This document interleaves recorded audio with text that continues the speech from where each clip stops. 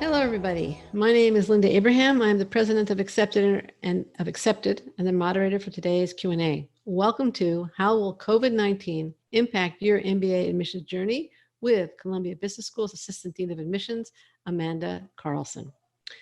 First, I have to start with a COVID opening reflective of the times. If you or loved ones have suffered illness, personal hardship, and or loss of any kind, I want to express my sympathy on behalf of myself, Accepted, and with Amanda's permission on her behalf and Columbia's as well.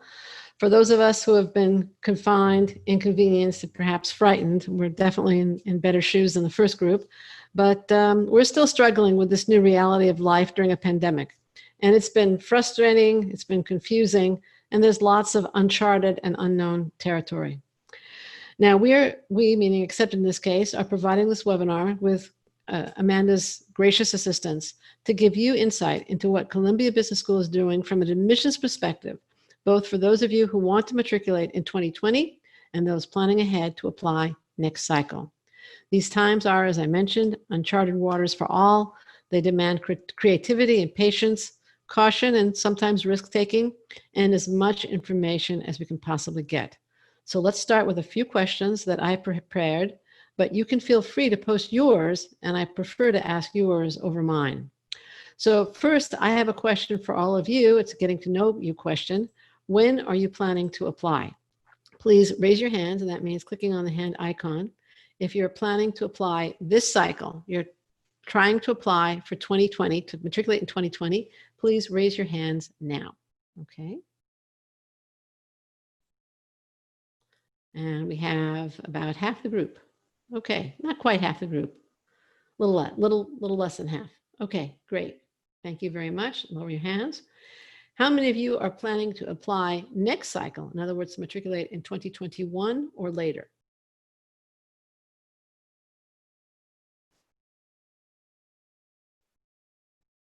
Some of you aren't voting. Come on, what do you, okay, okay, now we're getting more. All right, a little, actually a few less. And I guess there's a bunch of people here who just don't know what they want to do, but that's okay too. All right, so to start with some questions, again, please post your questions in the question window. I'm going to start with a fairly basic question, I think.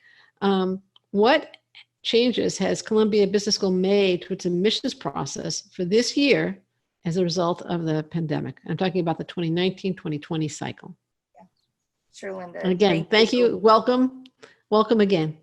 Yeah, no, it's nice to see you as always, and thank you so much for being so gracious and hosting Columbia. We're obviously very appreciative of the opportunity to be with you and with many of your clients, and so thank you. And I also echo, obviously, and appreciate you kind of table setting in terms of perspective taking right now, and how grateful I think for those of us who are fortunate enough to be at home and with family, you know, where yes, people may be worried and frightened, but very lucky. And so thank you for also, again, that kind of table setting to know that we're really fortunate.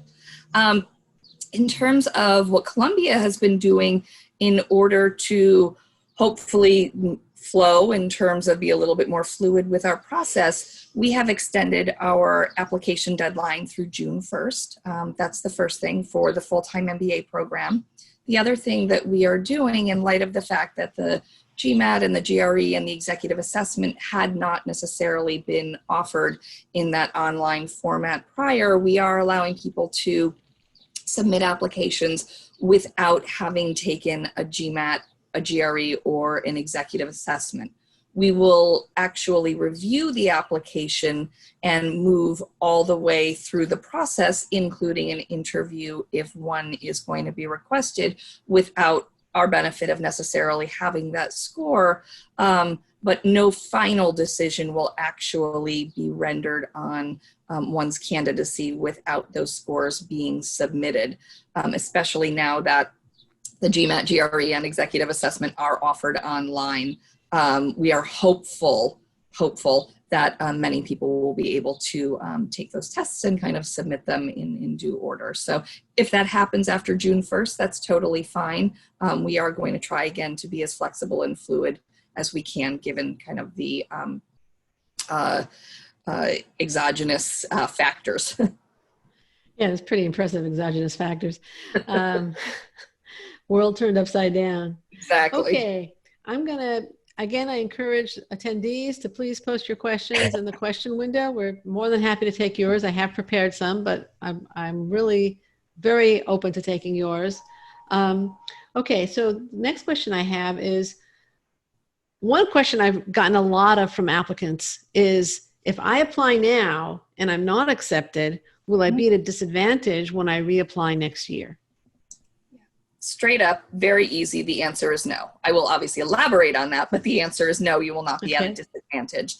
Look, I think it's important for people to really kind of take stock of where they are in their candidacy and decide whether or not the time now is appropriate for someone to apply. And if the answer for you is yes, then by all means, please do apply. We are going to continue to admit many more candidates. I see a question popping up about how much space is left for international applicants, and I'm going to weave that in. We are accepting at this point both domestic and international students, even with the recognition that perhaps some international students will not be able to make it to school, given perhaps a visa situation. Part of what, as of this moment, we are thinking about doing is going to be deferring people if the international students, if they cannot actually get a visa in order to come. So we are going to continue to admit people as we see that they are good fits for this year. Looping back to, should somebody really be applying at this point? Again, the answer is it's really more of an introspective process for you to decide whether this fall is a good time for you to start.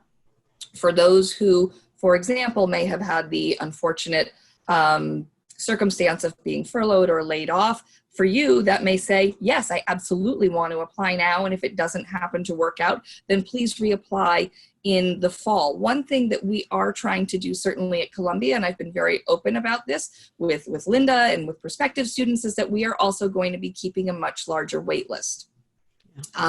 Why are we doing this? I think it probably should be pretty obvious. One, we don't know how many international and or domestic students will even choose to come to school this fall. We have every understanding that there is going to be a start this fall, and we are very hopeful. Our dean had sent a message to our incoming students that we are planning for an in-person fall start. Now, again, we will be definitely following the guidelines of what the public health experts are saying. But right now, really, that is the plan. And, if that means it has to be modified into some kind of a hybrid approach, perhaps that is with some components being online in order to allow for social distancing. Well, maybe that will happen. Maybe we would, I'm making this up as an example, have 12 clusters instead of 8 clusters and utilize different areas within the larger Columbia University for space. So we are keeping a larger wait list, again, specifically because we don't know what the future holds, and we don't know how many people are actually going to say that they will show up on campus. The reason I'm mentioning this in particular is that at Columbia, we have what are called waitlist managers.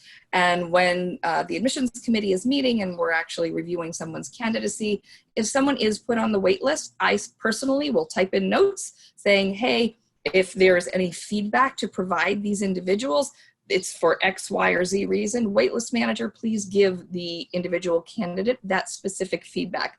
Sometimes the hardest feedback is there is no feedback, and unfortunately it is a waiting game. But if you are someone for whom there was an area of your application that we were like, oh, we'd like to see another recommendation, we'd like you to flesh out what your goals are, the waitlist manager will absolutely supply you with that information. Additionally, we also have a January intake, and so that may be something else that could be attractive to people. And again, if you are someone who we would end up putting on a wait list, your waitlist manager may have a conversation with you about, okay, if this doesn't work for August, would you like to come in January? Or if it doesn't work out for this August, would you like to come the following year? And one thing that I very much really implore our waitlist managers to do is to be as open as possible in terms of their communication about where we are in the admissions process and where the class is shaping up with candidates, so you will have as much information as we do. Sounds good. Okay, questions are now starting to come in. This one is from Catherine. Thanks, Linda and Amanda. How do you anticipate admissions to be affected for the executive MBA students, either this cycle or next? Now, you are actually a Columbia EMBA grad, right? Am. Yeah, okay. Yeah, 2013 from our EMBA Global Asia program. So we actually have an EMBA Saturday class. That's the executive MBA class that is starting in May. It was actually supposed to start 2 weeks ago. We did delay the start of that by about, I think it's 3 to 4 weeks. So it's starting in 2 weeks from now. And that will actually be starting virtually. So that is not obviously something that was necessarily ideal. That's, but this is what we're going to be moving forward with, and we have a full healthy size class for the EMBA Saturday group that has signed up to come in, and they pretty much seem like an optimistic group, which I've been very happy and pleased with. That they're like, okay, well, this is again not ideal, but the school is doing everything that it can in order to make students feel comfortable that this online learning component will be a good way for them to start the program.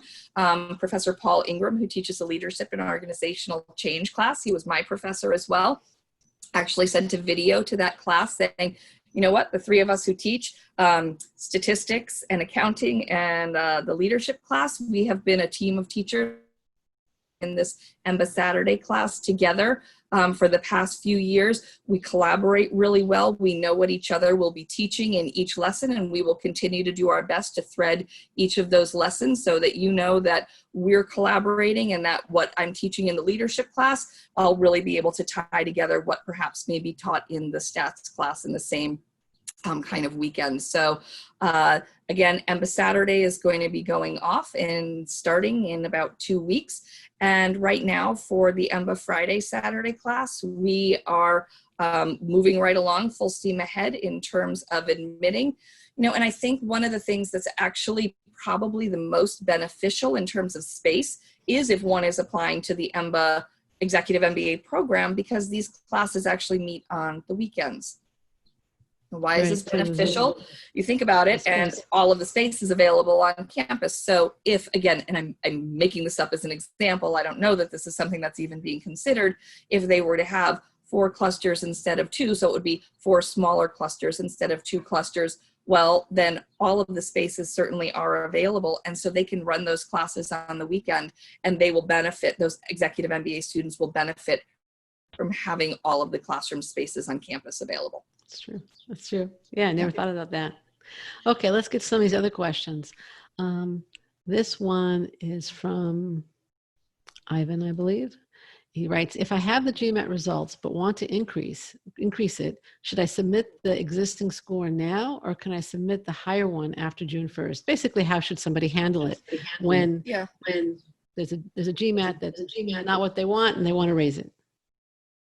So I think you can take one of 2 approaches, and I'm sure that's not going to be what you want to hear. Is to be like, you have 2 options that I would recommend. Is one, again, with the rolling admissions process, obviously it's always beneficial to apply earlier on. But again, as I said, we are planning on taking quite a few more people, or if I didn't say that, I certainly meant to.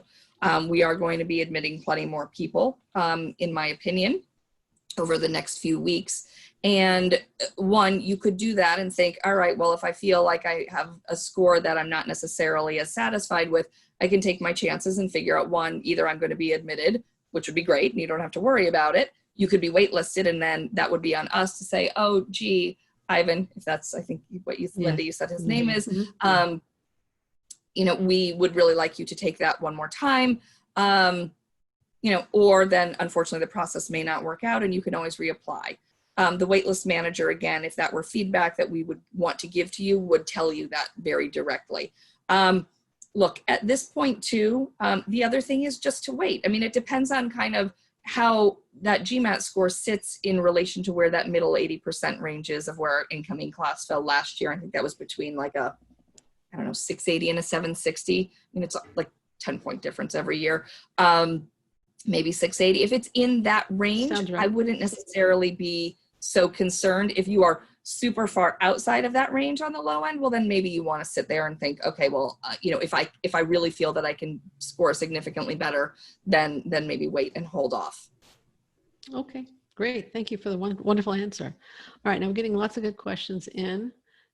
This is from Brandon. I understand that most financial aid and merit scholarships have been distributed for the 2020 admission. In the event that some students are unable to attend, whether it's because of COVID, visa, etc., will this money be redistributed for 2020? Yes, it will be redistributed within this year. Right. Okay. Within this 2019-2020 year. Yeah, it won't be rolled over into a future fiscal year. We have to distribute it this year. And this is a question that just occurred to me. If somebody is admitted with a scholarship of some kind and it can't come because of visa issues, for example, will they get the same scholarship the following year? So Linda, that is something we are still trying to work out at this point, and I am hoping to have that answer because I've been in conversations with our COO and financial aid, obviously, to kind of determine, because the budget implications, their budgets may be very different next year. We don't know. I don't know that yet. So we are working on it. Obviously, in an ideal world, the answer would be, oh, of course, that's what we're going to do. But I will not say that unless I know that for a fact, and I don't know that for a fact yet. And the world isn't ideal. It's not now. Yeah. Okay. Right. Manuel asks, hi, are you considering a substantial increase in class intake for 2021? Manuel, by that, do you mean, are we going to? I'll unmute him. So let me unmute him so he can clarify, assuming that he can be unmuted. Manuel, do you want to, I just unmuted you? Okay. Yes, I'm here. Hi there. Hi. Hi. By that, do you mean that are we going to increase the class size in 2021? Yeah, I mean, you're not going to have as much people wanting to attend the 2020 perhaps as you initially did. So if I was planning on attending on a 2021 class intake, is it going to be much more competitive, or is it going to be not proportionally if you're gonna have 40% more,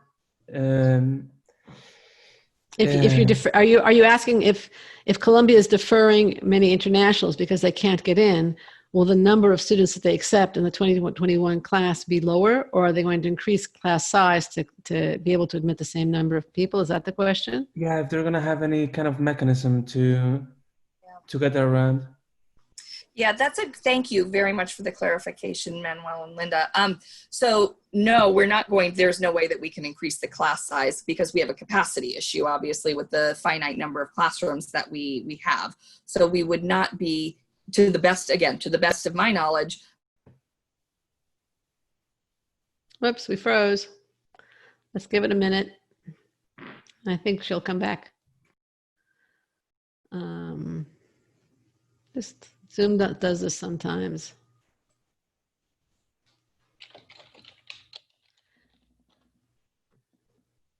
Okay, let's wait for Amanda to come back.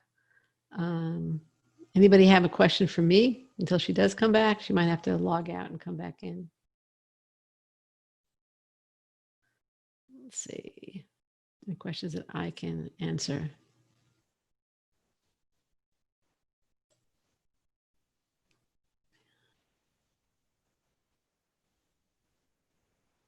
Okay, yeah, she's going to come back in a minute. All right, so we have a quick question here from Nick, and I'll give it a stab, and I'm not going to mark it as answered, so we can have Amanda address it when she comes back. Here she comes. Oh, there we go. All right, there we go. All right, thank you. I knew you were coming back. All right, okay. So you're in the middle. Yeah, where did I cut out? Pretty early on. You said basically that you couldn't expand the class because of space issues. And then I said, actually, Linda, I think I gave you credit, and I said you used a nice phrase the last time we spoke, that no one's a prophet. Right. And in that sense, I would just think kind of it using like math problem. If we end up rolling more people into the next year's incoming class, yes, we probably would be accepting fewer people because there would be fewer spaces that are available.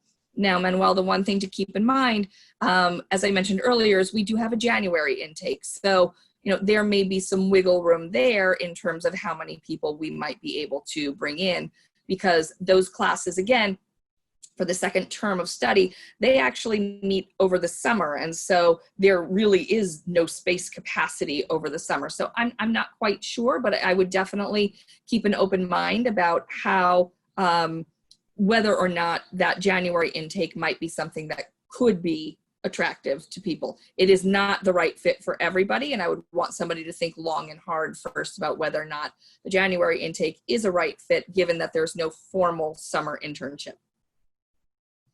Thank you. Okay, and thank you for the question, Manuel. Let's see what else we have here.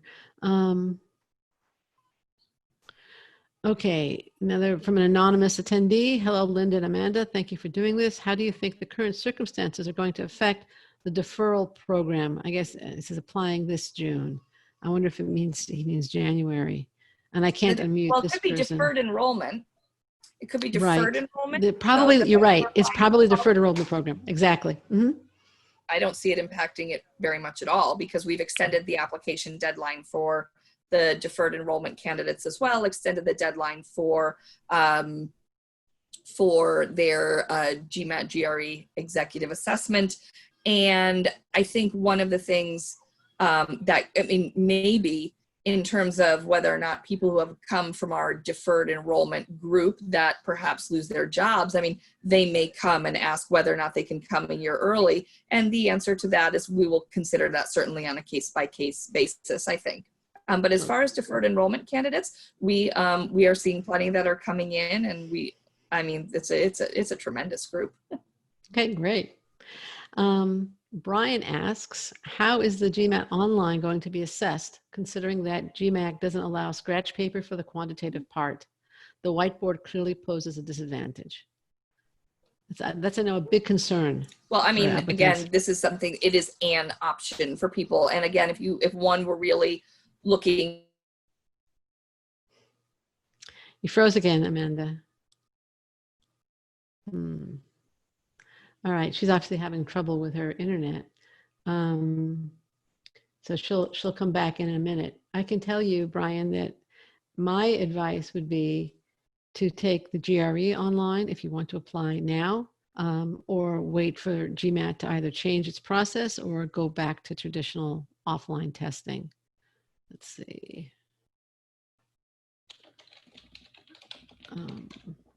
And again, I will keep that question available for when Amanda comes back. I'm sorry for the technical problems, but obviously we're all dealing with the same stuff. I am so sorry. That's all right. That's all right. It's been raining here today, despite what my background of Uris Hall looks like. It actually has been raining here in New York. So well, it hasn't been snowing here either, so we're. So they might, whoever it is, Brandon, Brian, sorry, you may think about looking at the executive assessment as well. Yeah, again, we're all doing what we can at this point. So if you have any real concerns about that, you can also reach out to me and we can have an individual conversation. That is no problem. Okay. Now here's a question from KJ in Ghana. He's looking to apply this extended window. I'm wondering if Columbia is considering pushing back the semester start date to help as many students, especially international students, to join the class.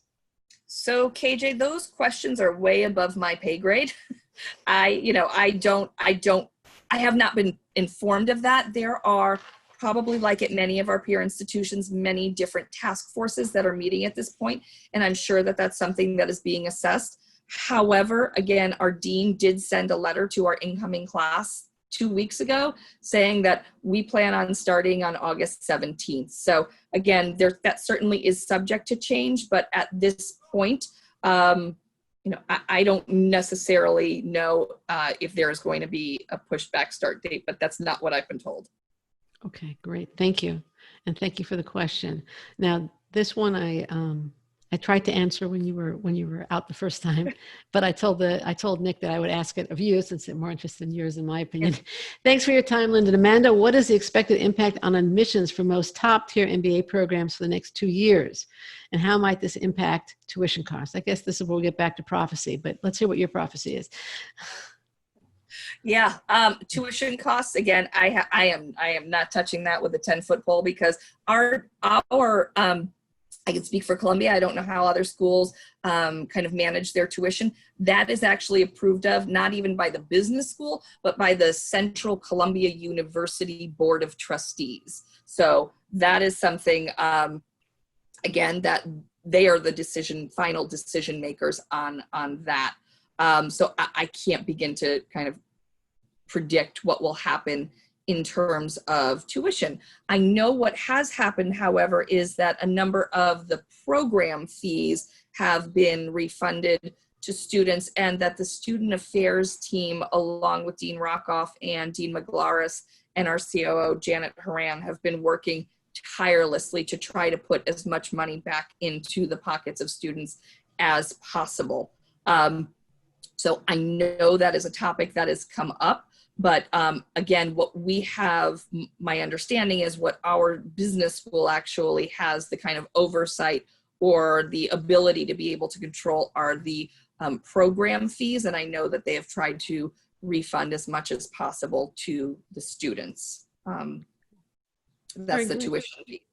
Thank you. This is a question from Charles. He's asking, are fall classes taught on campus or online?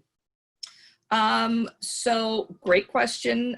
Again, we are going to be following the guidelines of the public health experts. Everything that I have been told says that there is going to be an on-campus fall start, but perhaps there may be some type of a hybrid approach. I just don't know how that is going to take shape at this point, that those are the ongoing conversations that have been happening among the task forces.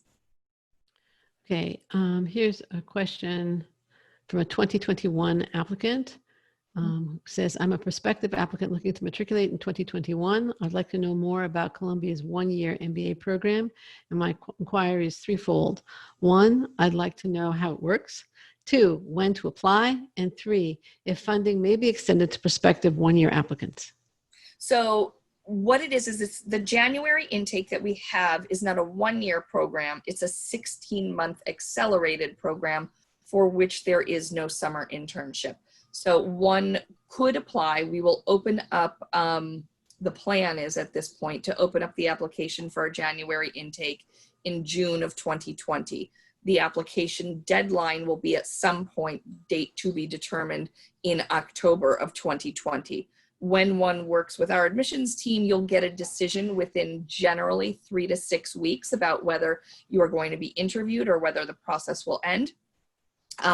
And within 2 weeks after an interview being conducted, and the feedback form being submitted to the admissions committee, you'll get a final decision from us. So if you were to apply, for example, in the beginning of June, you could very well know by the end of June that you've been admitted. It could also turn out that if you were to apply on the deadline, you probably would not know necessarily until early November. So that's kind of how a quick and dirty overview of how the admissions timeline would go. One would start in January of 2021, do your first term of classes between January and April. You would do then your second term of the core curriculum and a few electives between May and July of 2021. Then you would have August off and return to campus, I hope, always, in September of 2021, and you would roll in with the larger graduating class of 22 to complete your electives during your third and fourth terms of study. So again, it's actually a 16-month accelerated program. In terms of the financing piece, basically we have need-based aid available for the January intake. At this point, we do not have merit-based fellowships that are awarded for the January intake. Many of the students who apply for January, it's not all, are company sponsored. They may be entrepreneurial. They may be part of a family business, someone returning to the same industry who doesn't necessarily need to benefit as much from that formal kind of 10-week summer internship as would someone who was making a large career change. Did that? I think that answered the question. Yeah, okay. I think that was one question was about financial aid. That was the one. And so we only have need-based for the January intake. Okay. Mm-hmm. And then we have an anonymous attendee asking, can I reapply for the January intake if I got rejected in the previous intake? I guess if he applies for the, this now, could he apply for January 2021? Yes. Okay. Would you like that answer? Okay, now let's see. We have a question from Laura. I have a low undergraduate GPA, but a high graduate school GPA and high post-bac program GPA. I was planning on taking the GMAT to offset that lower undergrad GPA. I'm not sure what I should do now. I have a good chance of being, do I have a good chance of being accepted without a standardized test score? No, standardized test scores are actually a requirement for our application process. Again, it doesn't have to be submitted at the time that the rest of your application would come in. You would just need to let us know that you plan on taking it. And again, no final decision will be rendered on your candidacy until a standardized test score is submitted. Okay, great. And then we have a question, another question from KJ. Can an international student who isn't able to travel by this fall be moved over to the J-term class? Probably. I probably Okay. think that's going to be one of the options that we're going to consider for people. Again, as of today, and what is it, April 30th, what we are planning on doing is for any of those international students who are unable to get a visa. Now, mind you, this is not the people who are choosing not to come. This is the people who cannot come. We will defer them to a future term, whether it's January or the following August. That's the plan as of today. Well, you're raising a kind of interesting question. What about the people who don't want to risk starting or want to reduce the risk of starting online and Right. request to defer? Yeah, so that's something that we're really still thinking about at this point. And again, as of 4:32 New York time on April 30th, kind of the thought is if people can make it, we are going to hope that they will start with us. But again, that could change in 2 weeks time, whether it's 6 weeks time, depending on what the public health experts are saying. And we want to be able to kind of figure out, again, what are really the options going to be for people. And we want to try to be as fair and equitable as possible. And that's a hard thing to do. And we are going to do our very best. Okay, I have a question. We're talking a lot about the 2021 application also. Now, I know you guys have been really, really busy. Do you have any idea when the 2021 application is going to be out? Yeah, early June. We usually actually have our application out in the middle of May, but it'll be early June. We made the decision once we extended the deadline not to actually release next year's application while this year's is still open because it was going to be way too confusing for people. Do you anticipate any significant changes to it? No. No. Okay. Busy enough with other stuff right now. Yeah. Right. Okay. We have a question here from Anna, and I'm not sure I fully understand it, so I might also unmute her. But her question is, do we have to reapply for the January intake as a separate application if rejected for the deferred program? Does that need clarification? So if somebody applied to our deferred enrollment program, Right. that's what it is, and they were denied, would they have to reapply to the January intake? Yes. Yes. Yes. But the deferred program is for people who are mostly in school full-time, right? They're in undergrad. They've just That's what I finished their thought. undergraduate degrees. Right. Yes. So isn't there kind of a different cohort the programs are in? They are a little different. However, one would be surprised. And actually, it's interesting because the folks in the January intake, for whatever reason, they tend to skew. I mean, nobody is going to notice this difference in the classroom, but it's like the average amount of work experience is like 7 or 8 months more. It's like a little bit more. Really? Sometimes some of the folks who come in the January intake end up being the ones who are among the least experienced in the class, because a lot of times, even though it looks on paper that they are the least experienced in terms of number of years, they're often in a family business and have had a lot of work experience over the years. Right, Yeah. for sure. Now, how has hiring for the class of 2020, it's another question that I get a lot of concern expressed. How has that group been affected by the shutdown? And how about interns? In other words, the class of 2021, graduating in 2021. Sure. So that's a great question. And so I think, again, I was going to say I'd want to break these down into 2 buckets. So first, in terms of the graduating class, our Senior Associate Dean of the Career Management Center, Gina Resnick, she's sent from heaven. She's been with the school for over 20 years. So a few things about that number that I think hopefully would be very reassuring is, this is,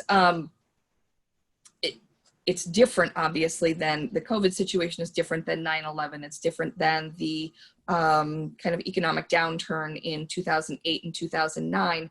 However, none of these, I use the word exogenous events, that exogenous event, they're all very different, but that there's always going to be something like that that's going to happen. You just can't predict what it's going to be or when it's going to be.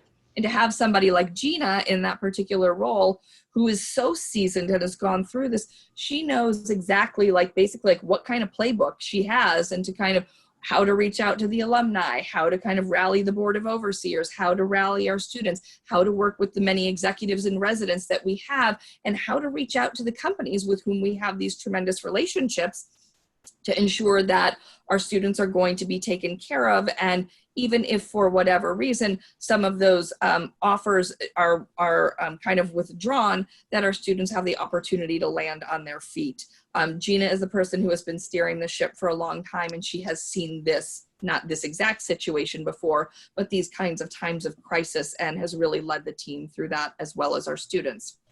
So what I am hearing from Gina, who joins our admissions staff meetings just about once every other week, so that way she's filling us in on exactly what is happening. So when we get these exact questions, we'll know how to answer. And so what Gina has said is, she said that there are only, to the best of my knowledge at this point, again, the last time we spoke with her, there were 2 people who had their graduates who had their offers withdrawn.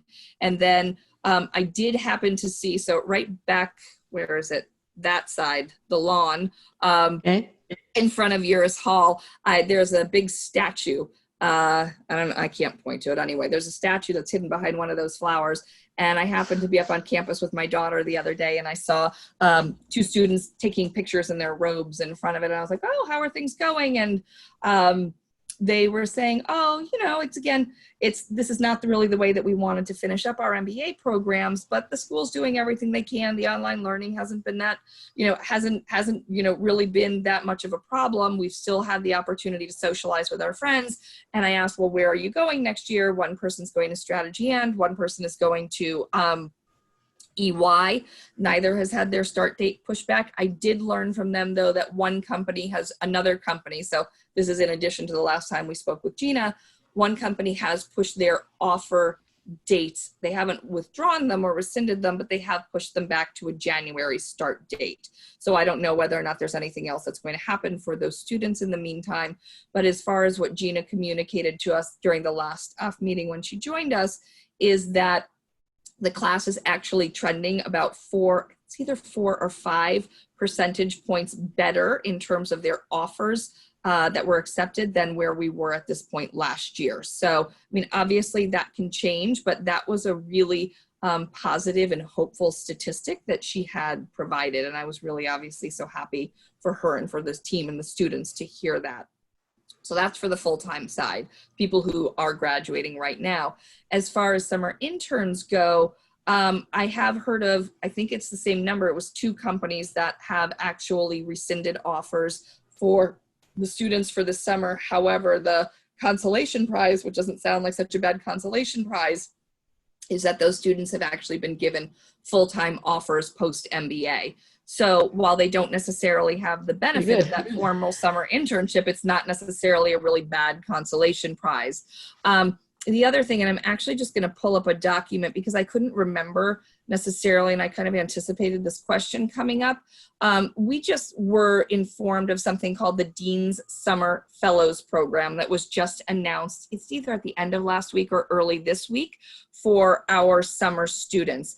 And what this is consisting of is for anyone who feels like, again, they cannot necessarily get an internship, or don't have kind of that, they can't travel for an internship. What the school is doing is they are opening up opportunities for applied research with faculty members. They are working with, they're going to pay students to work on faculty, work with faculty to create and refine cases, and so to create new classes. They're going to do community business consulting.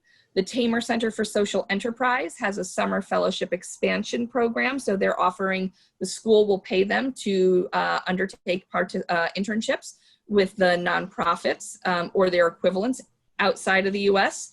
The Lang Center for Entrepreneurship has a summer startup track. So this is for rising second year students who want to work on their ventures over the summer.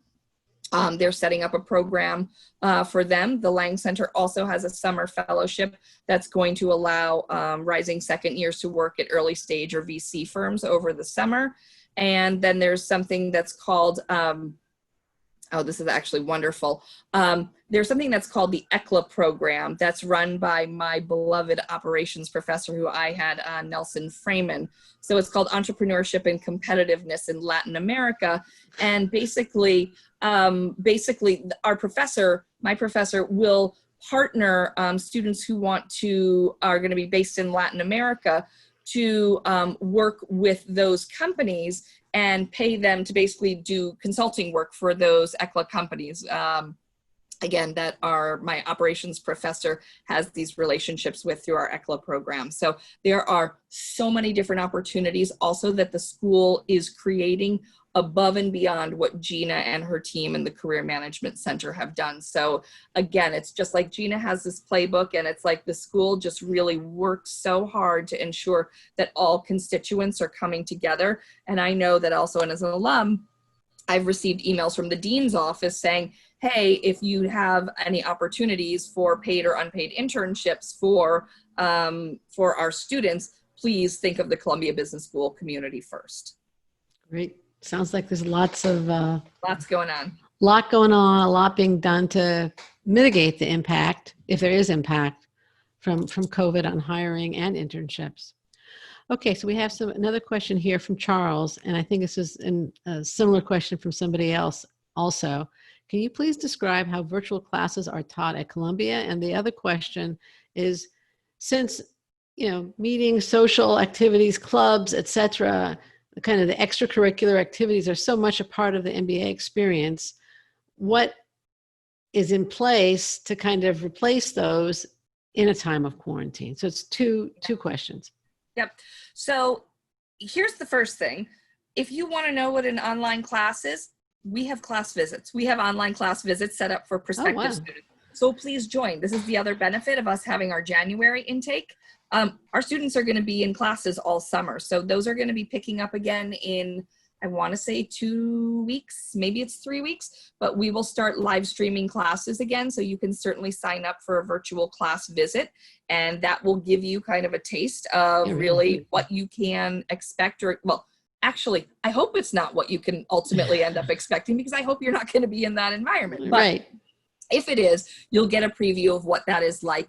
We also have virtual summer chats with our current students, as well as weekly information sessions. So you have the opportunity in the virtual student chat, as well as the virtual information session, to ask questions of the students about what their experiences individually have been. So you might be able to get kind of a larger end than just one here. In my feedback, but from all signs, we have heard that the students have been responding reasonably well, and have been pretty satisfied. And it's what I heard from the 2 graduating students that I saw on the lawn. That they've been really happy. And I mean, frankly, I think it's just such a testament to the faculty and to the dean's office and the folks in the Sandberg Institute for Leadership that they were able to get.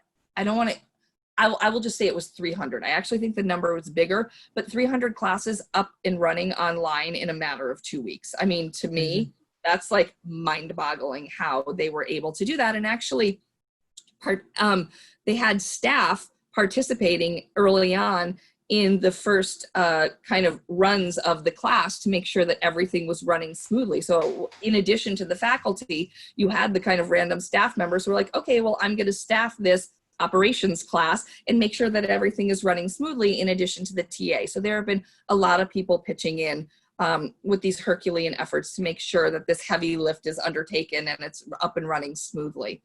In terms of the social piece, I see these emails that keep coming through, and it's like, community is contagious. And they have like a list of 10 different activities that are going to be happening throughout the course of the week, whether it's virtual supper club or they had, there was one, Professor Singh, he was another professor that I had for another operations class as part of my electives. And the topic was called like Ask an Indian. And so Professor Singh, along with a number of students from SABA, the South Asian Business Association, were talking all about kind of what it would be like to work in India for people who maybe wanted to go work there after graduation, and kind of like personal stories about their lives. You have students who are teaching yoga classes online, people who are teaching gourmet cooking classes from their kitchens. And again, it actually all looks really interesting and fun. Additionally, there's something we have at Columbia called CBS Matters, where within the cluster or within a club or even school-wide, a student and or a faculty member will get up and talk about kind of what matters to them and why. And I know that there have been a number of school-wide CBS Matters sessions that have been offered, so that way students continue to have that opportunity to get to know and really learn a lot more about each other, not just on the surface level, but about kind of what drives people and what makes them tick, and about what are they passionate, what motivates them, what their backgrounds are. And those have been offered again among students and faculty as well. But there is so much, and it's like my eyes are blurry getting like all the emails. And as one who is trying to actually homeschool and do my job at the same time, I'm like, I really wish I had the opportunity to come and, do some of these sessions, because they look really interesting. There was one, and I should have written it down, what the date is, but it was basically like in the time of like COVID. It was a professor who teaches R.A. Farouk. He teaches, I think, in the entrepreneurship program. Also he teaches something in data analytics, but he was basically talking about how do you get your finances in check when you can sit at home and like online shop all day. So, I mean, there was like, a webinar about that. I mean, there's so much stuff that's so interesting that, is being offered. So the school is doing a tremendous job, not just in terms of kind of pushing out faculty thought leadership, but it also in terms of the students themselves do a tremendous job of continuing to engage with each other. I was actually thinking as you were talking that it's also a testament to the student body that they are continuing to interact and creatively come up with different ways to kind of maintain that part of the MBA experience. Now let's get back to some questions because they've been coming in. This is I think probably a real easy one. When do early admissions open up for the class of 2023? That would be the 2021 cycle. I think you said it was mid-June. Wait, is that this year? The next one? I'm sorry. I'm like next cycle. Next cycle? Yeah, that's how I'm understanding it. Early June. Yeah, early June. Okay, that's what I thought. Yeah. That's what I thought. Okay.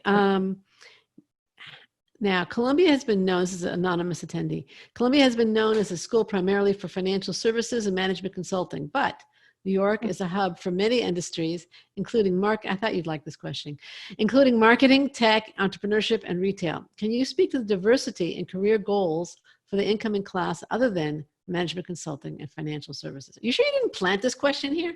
No. And did you see me typing? No. I mean, something that I'm really happy about right now is we actually have an amazing healthcare curriculum. Healthcare program that was founded by a professor named Cliff Kramer and now is run by a woman named Bunny Ellerin.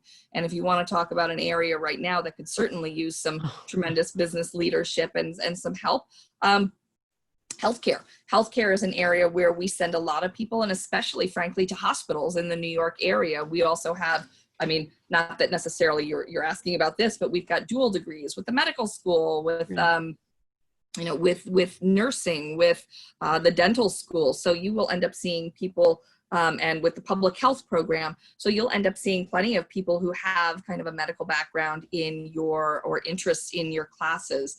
I talk about my beloved operations professors, but I also took a class actually in the full-time program of all things when I was an MBA student, because I had one more class that I needed to round out in order to graduate. And I was like, what am I going to take? And then it dawned on me, and I'm not necessarily particularly interested in retail. However, there's a class taught by Professor Mark Cohen, who used to be the CEO of Sears up in Canada. And he teaches this retail leadership class where every single week he brings in the CEO of a major retail company. So as you're going through this class, it's a 3-hour class that meets once a week. Professor Cohen will start the class by talking for 20 or 30 minutes about what's new and different in the retail industry, which certainly at this time would be incredibly fascinating to talk about.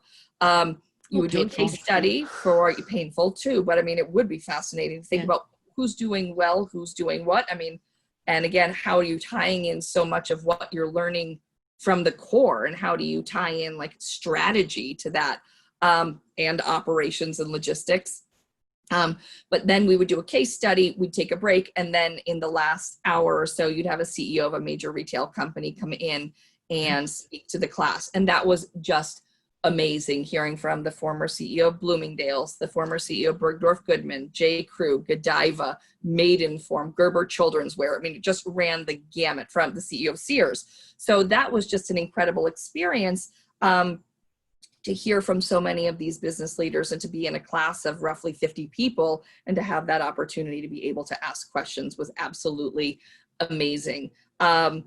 And so one thing I think that's really particularly special about being in New York, and I don't think that the students will have necessarily the opportunity in this form right now this summer, but we have what are called New York City immersion programs that are offered. And basically there is some kind of a topic, whether it's food and hospitality, or whether it's innovation and technology, and the professor that will teach will take you basically to different companies every single week, a different 1 or 2 companies every single week as part of that curriculum. Maybe that will be done in a virtual sense at this point. I'm not sure, but there certainly are ways to bring in speakers like members of our board of overseers, for example, who may live in Hong Kong, and we wouldn't necessarily be able to benefit from having them in the classroom, but in this virtual environment, maybe that's something that we're going to, again, be able to innovate and say, oh, well, why haven't we actually been doing this before? It's an opportunity to get even better. But yes, there are a lot of people who want to go into finance and consulting, but also given kind of that environment we're in, think about what's that next opportunity or idea that can go on and really help a lot of people. So, entrepreneurship too, and social enterprise. There are a lot of different ways of figuring out after your MBA what you want to do and how you can go and do well and good in the world, in addition to finance and consulting. Oh yeah, for sure. Yeah. All right. So I still have quite a few questions here. Okay.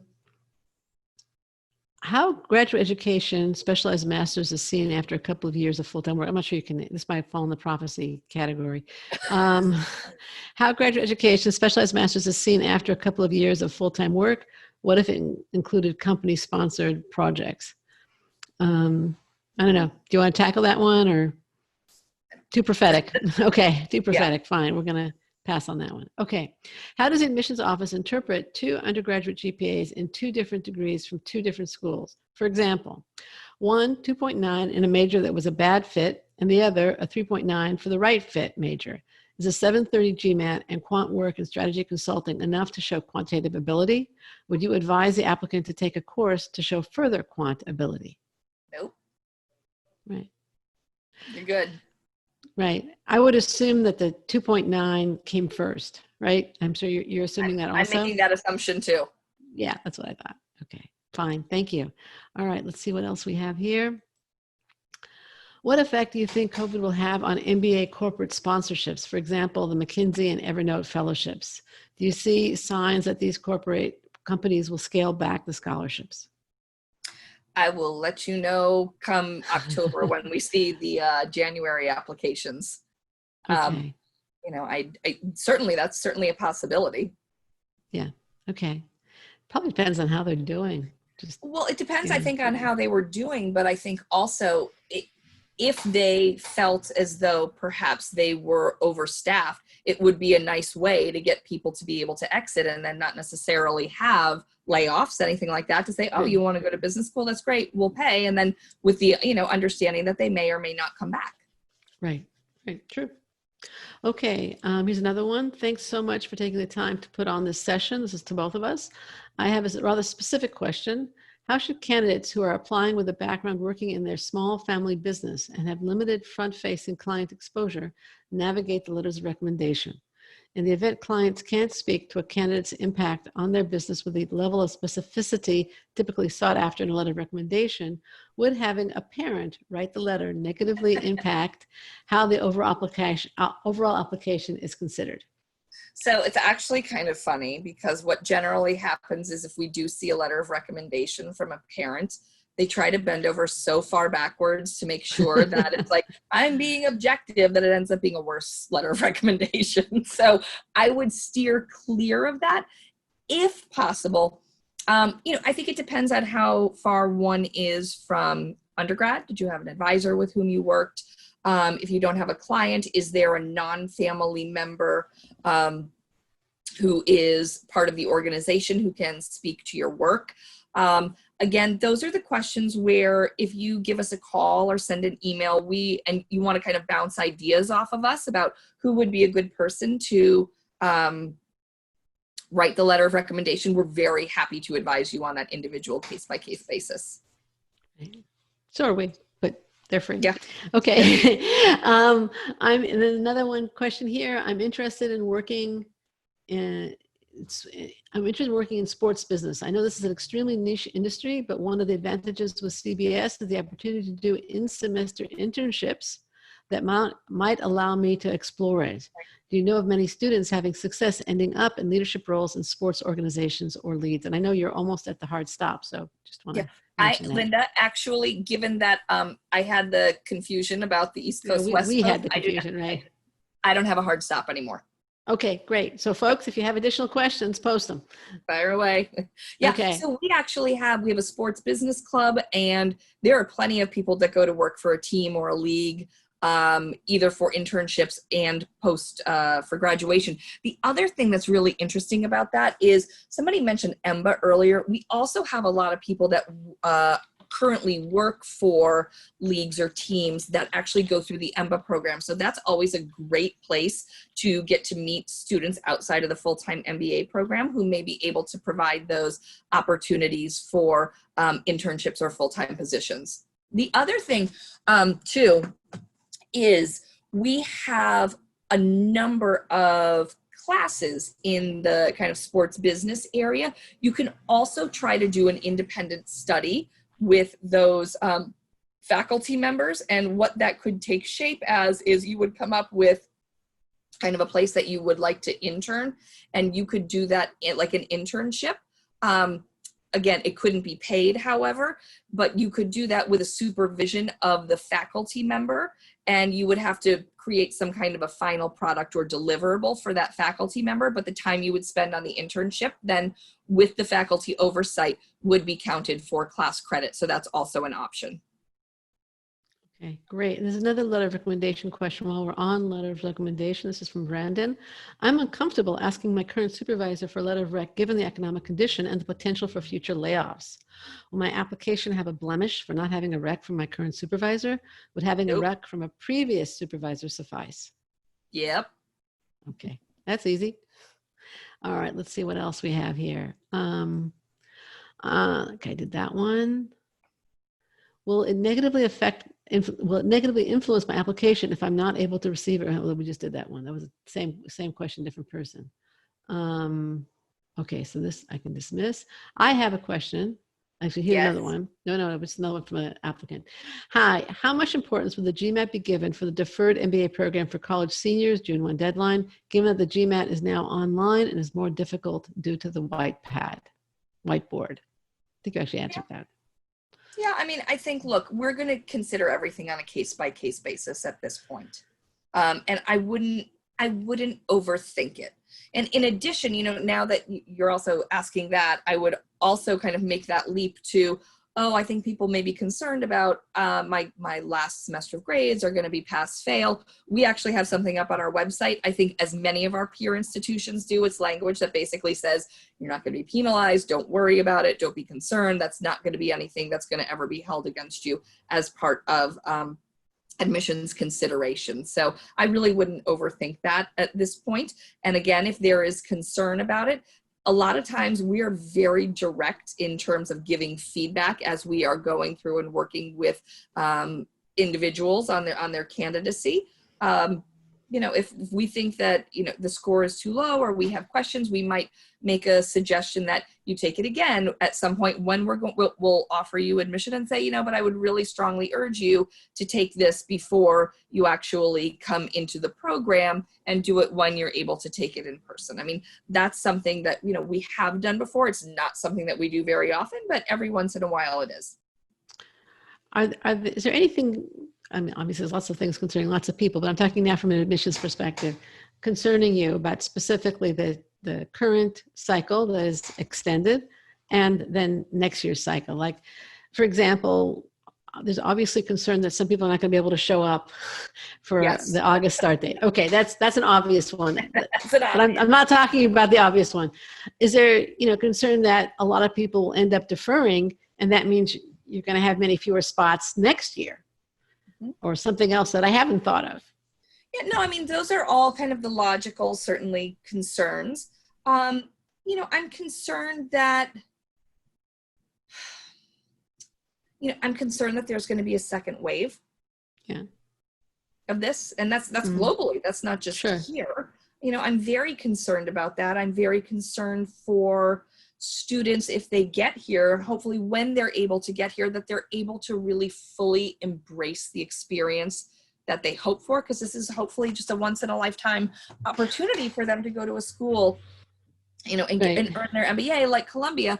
And, I'm hopeful that, the other concerns that are going to be happening, whether it's family, whether it's finances, everything that right now feels so all encompassing, there will be space for people to enjoy themselves, and also for the students to give themselves space to be like, I'm really happy and I'm really enjoying this, when, things aren't so great necessarily for other people around the world. And I think that, I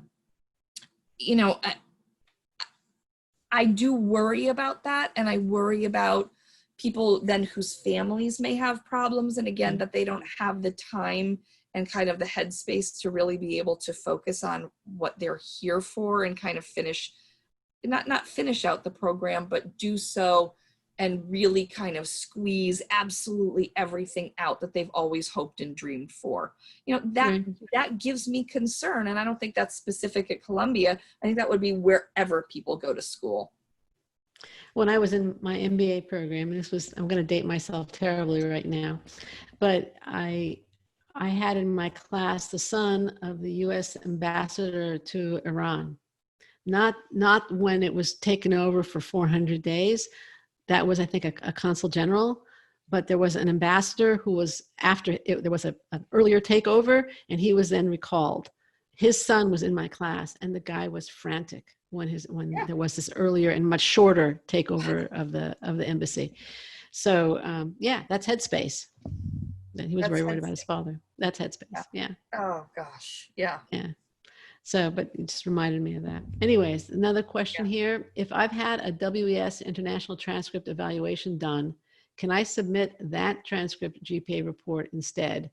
I'm going to assume he means instead of his actual transcript. But what do you recommend in such cases? I'm really curious. That's great for our operations team. I mean, do you require applicants to have their transcript evaluated? Yes. They do have to have it verified. Okay. They have to have it verified. So if it's I think there's a system. What is it? WES and Checkus. I think those are the two that the Central Columbia University requires us, the business school. They require all schools to use. So I think. I don't know the answer to. Okay.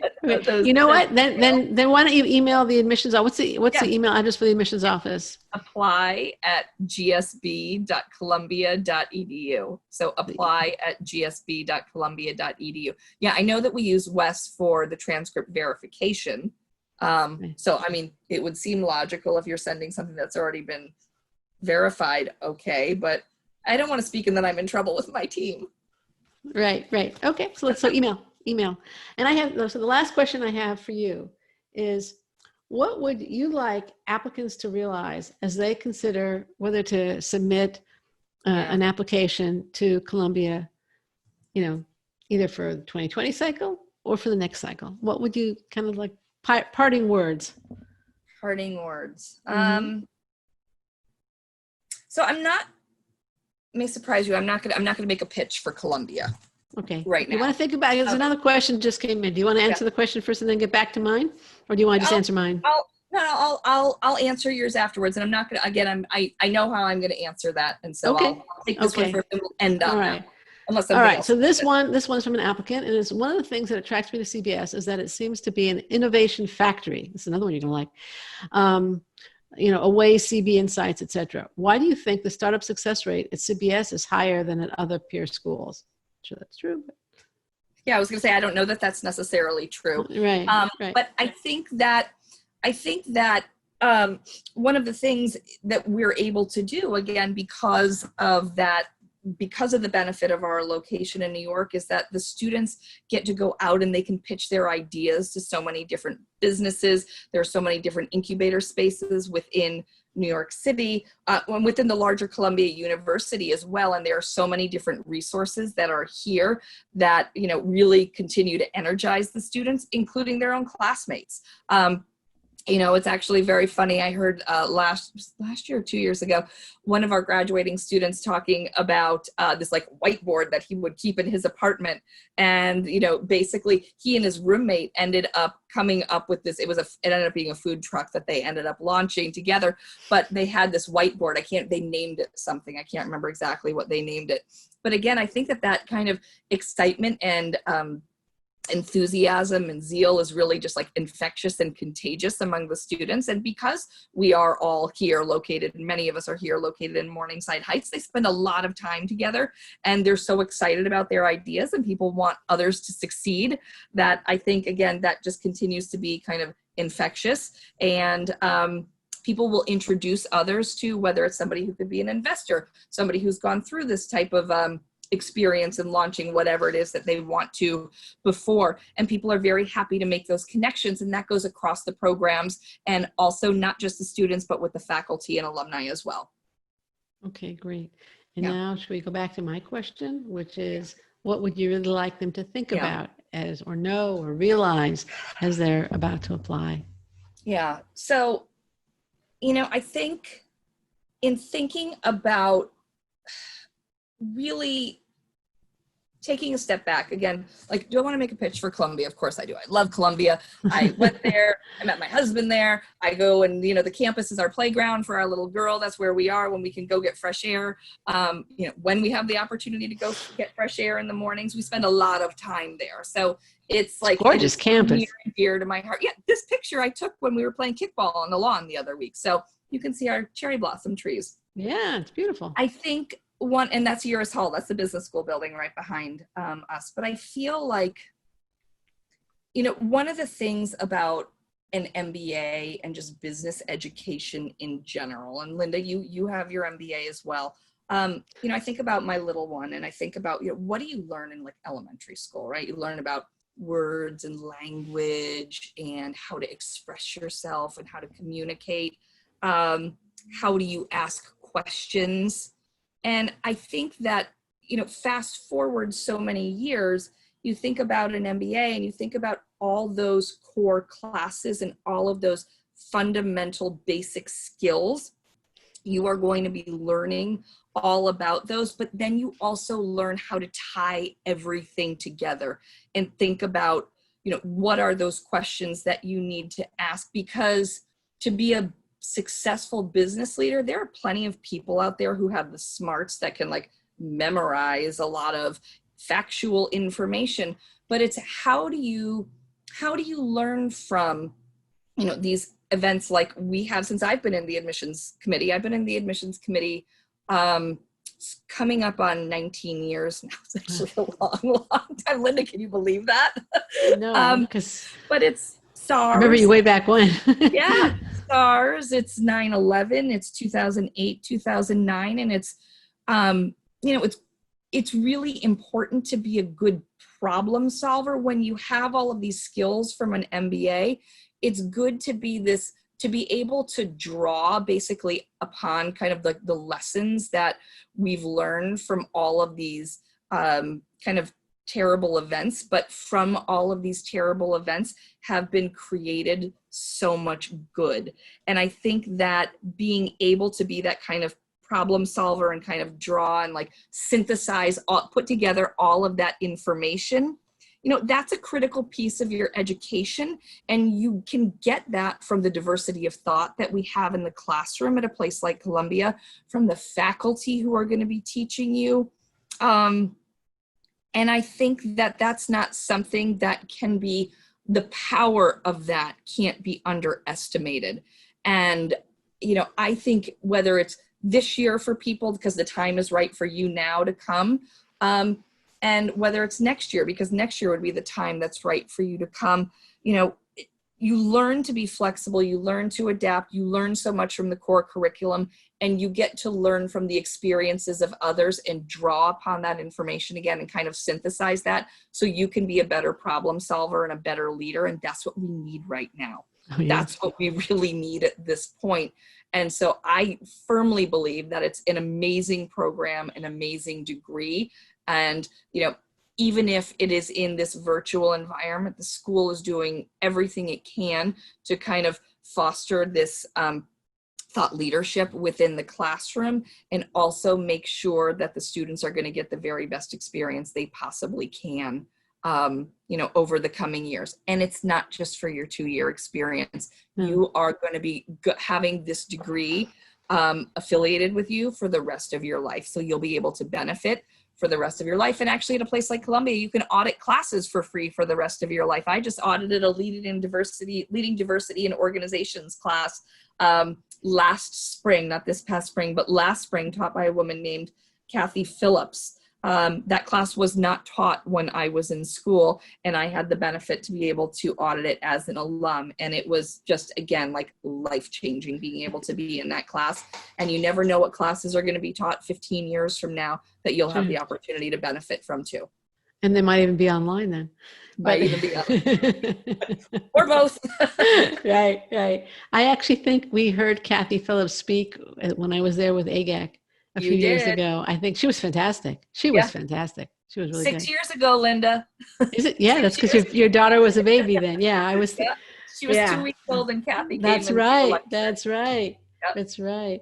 Now, there actually are 2 more questions that came in while you were talking. Do you want to take them or should we call it? Absolutely. Okay. All right. So one is from an anonymous attendee who writes, do you wish you would have gone to a full-time MBA program versus an executive MBA, knowing what you know now, and what percentage of your MBA class ends up switching into a completely new career, industry, and function after the MBA degree?